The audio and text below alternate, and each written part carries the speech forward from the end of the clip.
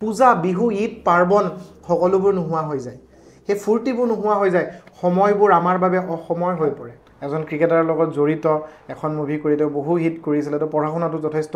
পাৰ্গত আছিল তেখেতৰ হত্যাকাণ্ডই কিন্তু সমগ্ৰ দেশত এক চাঞ্চল্য সৃষ্টি কৰে ফৰেনচিক এক্সপাৰ্টে যদি ক্ৰাইম সিন এটা কৰিব বিচাৰে তেতিয়াহ'লে তোমালোকক কেনেকৈ কনভিক্ট কৰিব নমস্কাৰ জিলিকা সকলোবোৰ সোণ হ'ব নোৱাৰে তৰাবোৰ কেতিয়াও জোন হ'ব নোৱাৰে তাই মানৱ জীৱন সেয়া জানো অথলে যাব দিব পাৰি এটা খুব জ্বলন্ত সমস্যা নামৰ আগত ডক্টৰ ইঞ্জিনিয়াৰ নিট জেই সপোনৰ পিছত বহু ছাত্ৰ ছাত্ৰীয়ে জীৱনৰ বহুমূলীয়া সময় অথলে পঠায় হয় আপোনালোকে হয়তো জ্ঞাত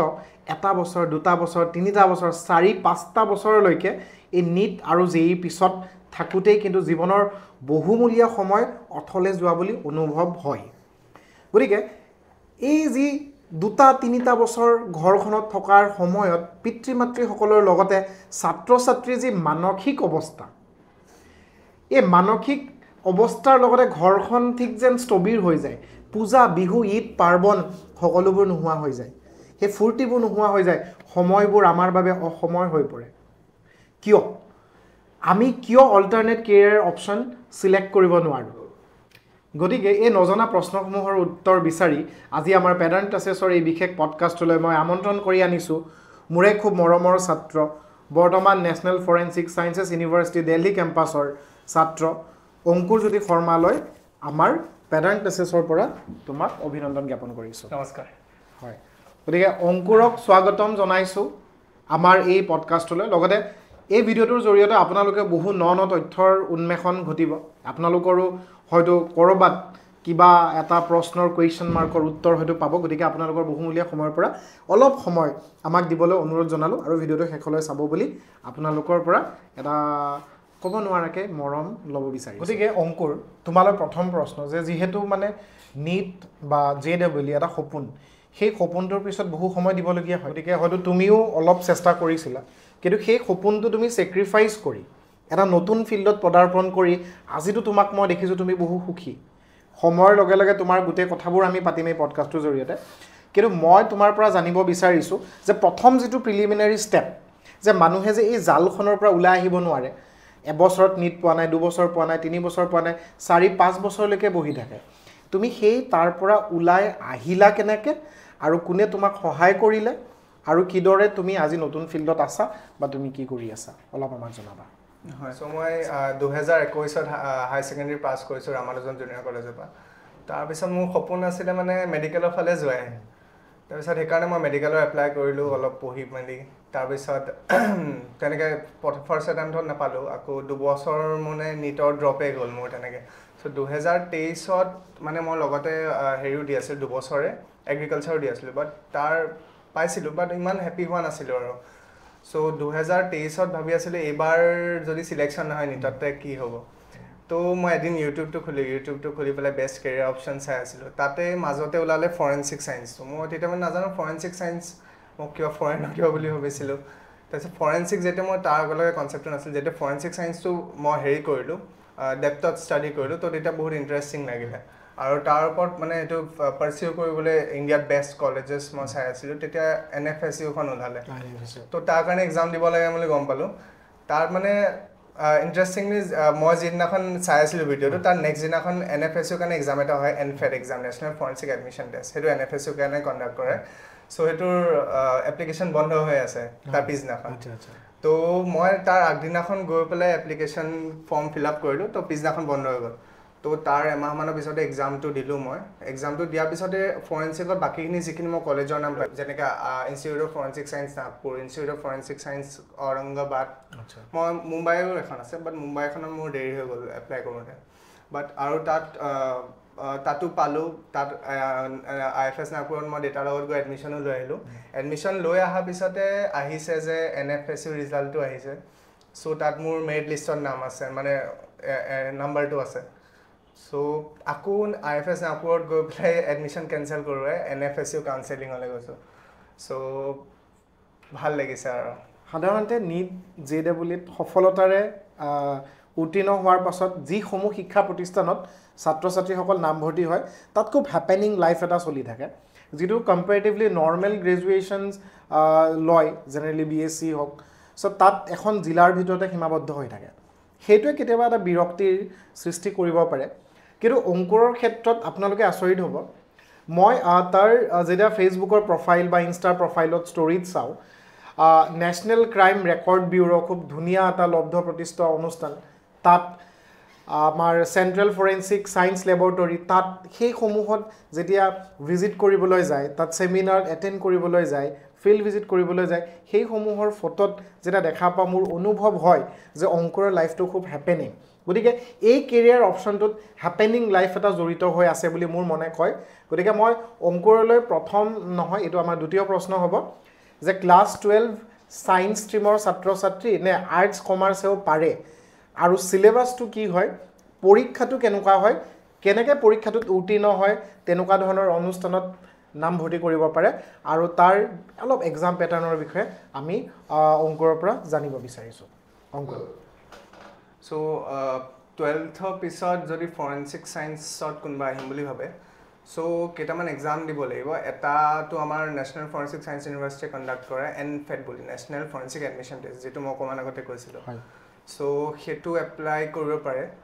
আৰু যদি মানে NFSত যদি আহিব পাৰে সেইটো আৰু যদি প্ৰাইভেট ইউনিভাৰ্চিটিজবোৰত থ্ৰু দি ফৰেনচিক ছায়েন্স কৰিব বিচাৰে তেতিয়াহ'লে AIFSET বুলি এক্সাম এটা হয় AIFSET মানে all India forensic science entrance test সেইটো মানে প্ৰাইভেট কলেজবোৰত যদি পাৰ্চি কৰিম বুলি তাৰ উপৰি যদি মানে চেণ্ট্ৰেল ইউনিভাৰ্চিটিবোৰ কিছুমান থাকে চ' CUT তেওঁলোকে CUT এপ্লাই কৰিব পাৰে আৰু মানে ফ'ৰ্থ অপশ্যনটো হৈছে যে IFS নাগপুৰ মই যিটো কৈছিলোঁ IFS নাগপুৰ IFS ঔৰংগাবাদ নহ'লে IFS মুম্বাই তাত যদি এপ্লাই কৰিব পাৰে তাত মানে 40টা ছিট থাকে তাত 35টা ছিটছ ডমিচাইল থাকে মহাৰাষ্ট্ৰ ডমিচাইল আৰু 5টা ছিটছ বাকীবোৰ ষ্টেটছত চ' এইটো আৰু 5টা ছিটছ বাকীবোৰ ষ্টেটছত চ' এইটো 12ৰ মেৰিট বেচিছত দিয়ে চ' তাতো এপ্লাই কৰিব পাৰে ল'ৰা ছোৱালীয়ে চ' সেইটোত UG কাৰণে সেইটো যদি PG কাৰণে এপ্লাই কৰে তো একে NFSও PG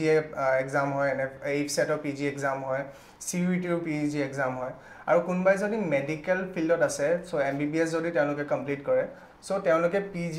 বা MD ইন ফৰেনচিক মেডিচিন কৰিলেও ফৰেনচিক ছায়েন্সৰ ফিল্ডত আহিব পাৰে চ' এইকেইটা আৰু ছায়েন্সৰ বেকগ্ৰাউণ্ডৰহে আহিব পাৰিব আৰ্টছৰ আৰু কমাৰ্চৰ নোৱাৰে আৰু এনে এক্সাম পেটাৰ্ণটো যদি NFSও মোৰ যিটো এক্সাম দিছোঁ সেইটোৰ ওপৰত যদি ক'ব যাওঁ চ' তাত 100 মাৰ্কছৰ এক্সাম এটা হয় আৰু 100টা কুৱেশ্যনছ থাকে আৰু এঘণ্টা CBT বেছড হয় কম্পিউটাৰ বেছড এক্সাম আৰু তাত সেইমতে মেৰিট লিষ্টৰ মতে আহে আৰু সেইমতে মানে টপৰ পৰা তললৈকে তেনেকৈ কেম্পাছ এলট হয় আমাৰ 10টা নে 8টামান কেম্পাছ আছে অল অভাৰ ইণ্ডিয়া গুৱাহাটীতো আমাৰ আছে গুৱাহাটীত খালি এতিয়ালৈকে MSc হেৰিটো আছে বাট হেডকোৱাৰ্টাৰ আছে ইয়াত গান্ধীনগৰ গুজৰাট গান্ধীনগৰ তাৰপিছত দিল্লী কেম্পাছ আছে গোৱা ত্ৰিপুৰা ধাৰৱাৰ কেম্পাছ তো তেনেকৈ আহে ধন্যবাদ অংকুৰ তুমি খুব ধুনীয়াকৈ আমাৰ এক্সাম পেটাৰ্ণ আৰু চিলেবাছৰ কথাটো ক'লা কিন্তু আটাইতকৈ ডাঙৰ প্ৰশ্নটো হ'ল যে ভৱিষ্যতৰ নিৰাপত্তা যিটো ফিউচাৰ স্ক'প চ' কিয় ছাত্ৰ ছাত্ৰীয়ে এই কেৰিয়াৰটো ল'ব ইয়াৰ ভৱিষ্যতৰ নিৰাপত্তাটো মানে তুমি ক'ত সংস্থাপিত হ'ব পাৰিবা তেনেকুৱা ধৰণৰ বা আমাৰ ফিউচাৰ তোমাৰ এটা যাতে কোনো ধৰণৰ নিৰাপত্তাহীনতা পৰিস্থিতি নহয় তুমি এটা ৱেল এষ্টাব্লিছড হ'ব পাৰি নেকি এইটো ফিল্ডৰ জৰিয়তে অকণ আমাৰ ফিউচাৰ স্ক'পৰ বিষয়ে ক'ব লাগে হয় ছাৰ মানে এতিয়ালৈকে যিমান মই গম পাইছোঁ আৰু সেইমতে কৈছোঁ মানে 3টা ছেক্টৰত হ'ব পাৰে এটা হৈছে গভৰ্ণমেণ্ট ছেক্টৰ এটা প্ৰাইভেট ছেক্টৰ আৰু এটা থাকে মানে টিচিং প্ৰফেশ্যন যিটো থাকে আৰু গভৰ্ণমেণ্ট ছেক্টৰত গোটেইখিনিতে এক্সাম হয় আৰু এক্সামবোৰ যেনেকৈ ফেক্ট হয় ফেক্ট প্লাছ হয় মানে ফৰেনচিক ছায়েন্স লেবৰেটৰীত যিবোৰ ৰিক্ৰুটমেণ্ট হয় সেইবোৰ এক্সামৰ থ্ৰু দি হয় বা CBI to IB ৰ বা বেলেগ যিবোৰ গভৰ্ণমেণ্ট অৰ্গেনাইজেশ্যনছ থাকে চবৰে এক্সাম হয় আৰু যিবোৰ হাই ৰেংকৰ কাৰণে থাকে সেইবোৰ কাৰণে UPSCৰ ইণ্টাৰভিউ পেনেল বহে চ' আৰু গভৰ্ণমেণ্টৰ মতে আমাৰ কেম্পাছলৈ আহে পাঞ্জাৱ পুলিচৰ আহে বা তেনেকৈ আহি থাকে আৰু প্ৰাইভেট ছেক্টৰছবোৰ এটাটো থাকে কোম্পানীজবোৰ যিবোৰ প্ৰাইভেট কোম্পানীজ থাকে যেনেকৈ আমাৰ তাত আছে হকাই ফৰেনচিক্স বা SIFS Sherlock institute of forensic science আৰু যিবোৰ প্ৰাইভেট ডিটেক্টিভ এজেঞ্চিজ থাকে তাত থাকব পাৰে নহ'লে আৰু টিচিং ফেজটো থাকে যিটো প্ৰফেচাৰ লাইনত হয় আৰু যদি কোনোবাই ৰিচাৰ্চ লাইনত যাব পাৰে বিচাৰে তেতিয়াহ'লে মানে UGC নেট ক্লিয়াৰ কৰিব পাৰে তেতিয়া মানে ফাৰ্ডাৰ ষ্টাডিজ কৰিবলৈ চ' এইখিনিয়ে স্ক'প থাকে জেনেৰেলি আৰু তাৰ বাহিৰেও এতিয়া NFSU অহাৰ পৰা অকণমান স্ক'পটো বাঢ়িব বুলি আশা কৰিছোঁ আৰু চ' গভৰ্ণমেণ্টো এইটোৰ ওপৰত অকণমান ধ্যান দিবলৈ লৈছে যেনেকৈ অমিত শ্বাহ ডাঙৰীয়া আমাৰ হোম মিনিষ্টাৰ চ' তেওঁ এটা বিল প্ৰপ'জ কৰিছে NFSU যিটো বিল তো তাত তেওঁলোকে কৈছে যে প্ৰত্যেক বছৰে মানে বহুত ফৰেনচিক এক্সপাৰ্ট ওলাব চ' কনভিকশ্যন ৰেটটো যিটো কম হৈ আছে সেইটো মানে বঢ়াবৰ কাৰণে আচ্ছা তোমালোকৰ কথাবোৰ বাৰু হিন্দী চিনেমাৰ দৰে নেকি CIDত আমি যিবোৰ দেখোঁ ক্ৰাইম চিন ডিটেকশ্যন ফিংগাৰ প্ৰিণ্ট তোমাৰ মাৰ্ডাৰ ৱেপন এই বস্তুবোৰৰ লগত ৰিলেটেড নহয় জানো কথাবোৰ তেনেকুৱাই নে আৰু যদি তেনেকুৱা হয় তেতিয়াহ'লে মোৰ মনত কিন্তু কেইটামান প্ৰশ্ন আহিছে আমাৰ হিন্দী চিনেমাৰে খুব এজন প্ৰখ্যাত আৰু বিখ্যাত এজন ক্ৰিকেটাৰৰ লগত জড়িত এখন মুভি কৰি তেওঁ বহু হিট কৰিছিলে তো পঢ়া শুনাটো যথেষ্ট পাৰ্গত আছিলে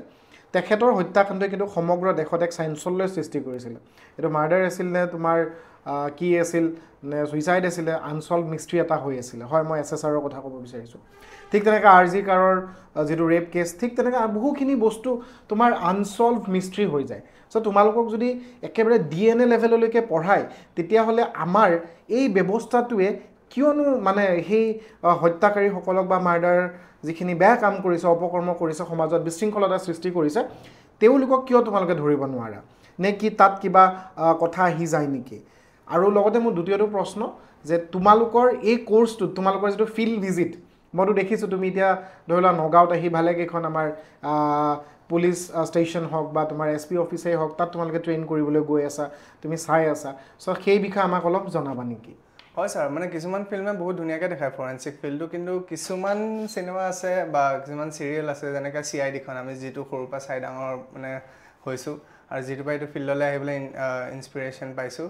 চ' তাত অকণ ভুলকৈ দেখায় কাৰণ একেকেইজন মানুহে যায় ক্ৰাইম চিন তাৰপৰা বস্তুবোৰ উঠায় ক্ৰাইম চিন ইনভেষ্টিগেট সিহঁতে কৰে তাৰপিছত চিল কৰি পেক কৰি ইভেন সিহঁতে অট'পচি যিটো পষ্টমৰ্টেম সেইটো সিহঁতে কৰে আৰু কৰি থাকোঁতে মাজতে কথা বতৰা পাতি থাকে একেটা ৰুমতে আহি পেলাই আকৌ DNA ডক্টৰ চালুকে লেবটোৱে চুকতে অকণমান তেনেকুৱা চ' তেনেকুৱা নহয় যিবোৰ একচুৱেল ফৰেনচিক লেববোৰ থাকে তাত বিভিন্ন ধৰণৰ ডিপাৰ্টমেণ্ট থাকে যেনেকৈ ফৰেনচিক ফিজিক্সৰ ডিপাৰ্টমেণ্ট বেলেগ কেমেষ্ট্ৰি ডিপাৰ্টমেণ্ট বেলেগ ফৰেনচিক টক্সিকলজি ডিপাৰ্টমেণ্ট বেলেগ DNA বেলেগ বটেনি বেলেগ বেলিষ্টিক্সৰ ডিপাৰ্টমেণ্ট বেলেগ চ' তেনেকুৱাকৈ থাকে মানে এভিডেঞ্চ যিবোৰ আহে সেইবোৰ মানে যদি দৰকাৰ পৰে বেলেগ বেলেগ বিভাগলৈ মানে ফৰেনচিক লেবৰ চ' টেষ্টিঙলৈ তেনেকৈ পঠাই দিয়ে আৰু ৰিপৰ্টবোৰ যিবোৰ ৰিপৰ্ট আহে সেই ৰিপৰ্টবোৰত মানে যিটো সোধা যায় কৰিবলৈ তাৰ ৰিপৰ্টবোৰ যেনেকৈ আমাৰ মেডিকেল ৰিপৰ্টবোৰত আহে চ' সেইবোৰৰ মতেহে দিয়া হয় যে তাত কোৱা নহয় যে আপোনাৰ কনক্লুজনটো দিয়া নহয় কনক্লুজনটো দিয়া আপোনাৰ লয়াৰ্ছ বা কোৰ্টৰ তেওঁলোকৰ কাম ফৰেনচিক এক্সপাৰ্টৰ কাম খালি এটা ক্ৰুচিয়েল পাৰ্ট হয় ইনভেষ্টিগেশ্যনৰ চ' সিহঁতে জাষ্ট ৰিপৰ্টবোৰ দিয়ে আৰু যি কৰিবলৈ দিয়ে সেইখিনিয়ে কৰে চ' তেনেকুৱা নহয় আৰু সুশান্ত সিং ৰাজপুতৰ কথাটো যিটো কৈছে আৰু তেনেকুৱা বহুত কেছ অকল সুশান্ত সিং ৰাজপুতৰে নহয় আয়ুষী তালৱাৰ কেছ আছে নিথাৰী কেছ আছে তন্দুৰ মাৰ্ডাৰ কেছ আছে চীনা বৰা কেছ আছে চ' তেনেকুৱা বহুত কেছ ভাবিব নোৱাৰা কেছ হৈ থাকে চ' কিছুমান কেছত যেনেকৈ RG কাৰ মেডিকেল তাৰপিছত সুশান্ত সিং ৰাজপুত চ' এইবোৰত এভিডেঞ্চ টেম্পাৰ হৈছে চ' সেইকাৰণে অকণমান দিগদাৰ হয় কনক্লুজনলৈ পাবলৈ চ' বাট সেইটো কাৰণে মানে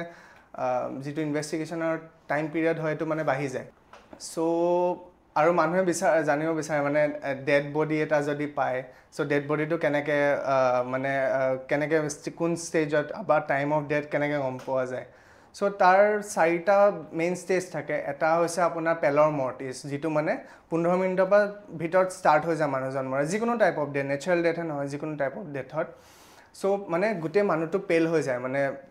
পেল কালাৰ যিটো হয় এই পেল হৈ যায় মানে য'ত যেতিয়া মানে ব্লাড চাৰ্কুলেশ্যনটো একদম ৰখি যায় তাৰপিছত আহে আপোনাৰ এলগৰ মৰ্টিছটোত কি হয় মানে আপোনাৰ গোটেই মানুহটো ঠাণ্ডা পৰি যায় মানে যেতিয়া চাৰ্কুলেশ্যনটো বন্ধ হৈ যাব হাইপথেলামাছটো কাম কৰা বন্ধ কৰি দিব চ' সেইকাৰণে মানে গোটেই মানুহটো ঠাণ্ডা পৰি যায় নেক্সট যিটো ষ্টেজ আহে সেইটো আপোনাৰ হয় ৰিগাৰ মৰ্টিছ য'ত মানে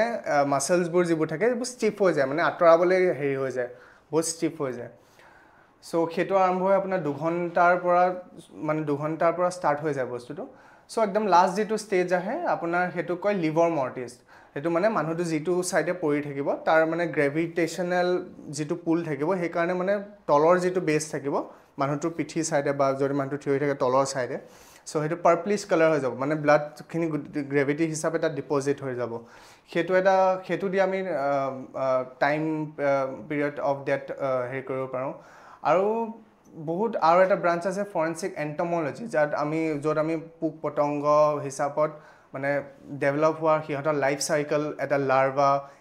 এগ লাৰ্ভা পিউপা আৰু এডাল্টৰ তেনেকৈ সিহঁতৰ লাইফ চাইকেলটো আমি ষ্টাডি কৰোঁ যিটো ক্ৰাইম চিনত বডিটোৰ ওপৰত পাওঁ যিটো ইনচেক্ট সেইখিনি কালেক্ট কৰি পেলাই তাৰ লাইফ চাইকেলটো যিটো আমি এটা সিহঁতৰ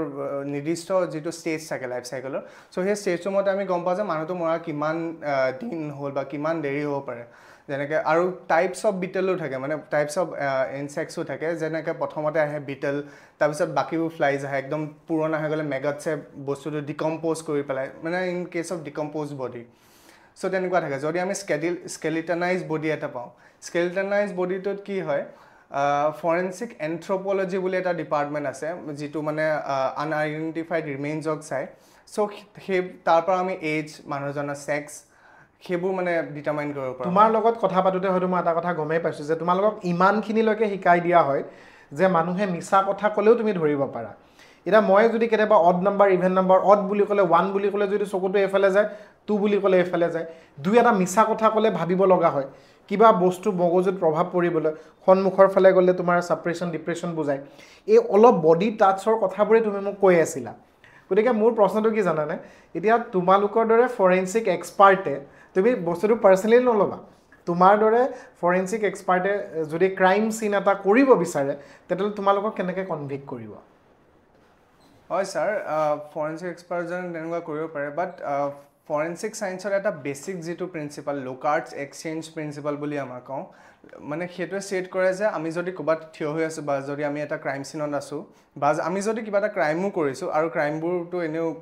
এটা ক্ৰাইমৰ লগত সেইটো ৰিলেটেড নহয় সেইটো এটা প্ৰিন্সিপাল বেলেগকৈ আছে চ' লোকাৰ্টছ এক্সচেঞ্জ প্ৰিন্সিপালে সেইটো কয় যে আমি যদি ক'ৰবাত থিয় হৈ আছোঁ বা যদি ক'ৰবালৈ আমি গৈছোঁ আমি যদি ঘূৰি আহিছোঁ এনেকুৱা হ'বই নোৱাৰে যে আমি তাত কিবা এটা এৰি থৈ অহা নাই বা কিবা এটা তাৰপৰা লৈ অহা নাই ট্ৰেচ এভিডেঞ্চ এটা আমি তাত এৰি থৈ আহিমেই আৰু এইটো কোনো পচিবলে নহয় যে কোনোবাই ক'ব যে একো এভিডেঞ্চ নাপায় কিবা এটা সৰু এভিডেঞ্চ পাবই ফিংগাৰপ্ৰিণ্টটো এৰি থৈ আহিলে বা ফুটতে তাৰ পৰা কিবা এটা এভিডেঞ্চ লগাই আহিলে বা চুলি এডালে পেলাই থৈ আহিলে বা ভুলতে থুৱে পেলাই থৈ আহিলে বা চিগাৰেট যদি আছে চিগাৰেট বাটটোৱে যিটো পিছফালৰ থাকে সেইটোৱে গৈ পেলাই থৈ যিকোনো হ'ব পাৰে ট্ৰেচ এভিডেঞ্চৰ বা মেক্ৰ' এভিডেঞ্চো হ'ব পাৰে চ'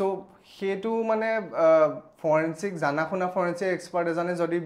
মানে আঁতৰাব বিচাৰে যদি মুচি থৈ আহে তথাপিও ফৰেনচিকত টেকনিক আছে মানে সেইটো উলিয়াই পেলাই সেইটো টেকনিক যদি জানে মানে উলিয়াব পাৰি মানে চ' তেনেকুৱা হ'বই নোৱাৰে যে মানে ফৰেনচিক এক্সপাৰ্ট এজনে যদি জানে তেওঁক ধৰিব নোৱাৰে তেনেকুৱা থাকে প্ৰভিজন আৰু ফৰেনচিক এক্সপাৰ্ট এজনৰ এথিক্স আমাৰ যিটো ফৰেনচিক চায়েন্সৰ যেতিয়া আমি ফাৰ্ষ্টতে পঢ়োঁ আমাক এথিক্স অফ ফৰেনচিক চায়েন্স বা code of conduct of forensic science পঢ়োৱা যায় ফৰেনচিক চাইণ্টিষ্ট পঢ়োৱা যায় মানে য'ত এটা ষ্টেটমেণ্ট আছে যে